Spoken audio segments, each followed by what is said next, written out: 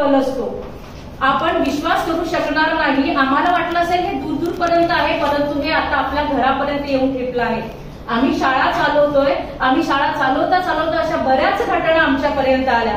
त्या गेल्या 2018-19 मध्ये शाळेच्या केटीपट्टी विजन हा आवार आहे, तिथे ड्रग सप्लाय होत होतं. भाईंनी विशेषतः लक्ष घातलं. आमच्या मुलांनाही इतर मुलं फितूर करणारे की हे आपण घेऊया फ्री ऑफ कॉस्ट. सुरुवातीला फ्री दिलं जायचं, मग ते व्हाईटनर असेल, थिनर असेल, काही अंमली पदार्थ.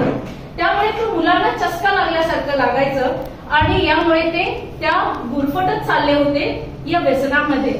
व्यवस्थित भाईंनी बोलून त्यांना काउन्सिलिंग केलं. ती मुलं त्या व्यसनातून बाहेर आली, पण एक मुलगा त्यातून बाहेर येऊ नाही शकला. त्याला रस्टिकेट करून टाकलं. शाळेत त्याला घेतलं नाही. तुझ्यासारख्या व्यक्तीला या शाळेमध्ये जागा नाही. जेणेकरून एक आंबा पूर्ण आंब्याची टोपली नासवू शकतो, तर एक विद्यार्थी इतर विद्यार्थ्यांनाही खराब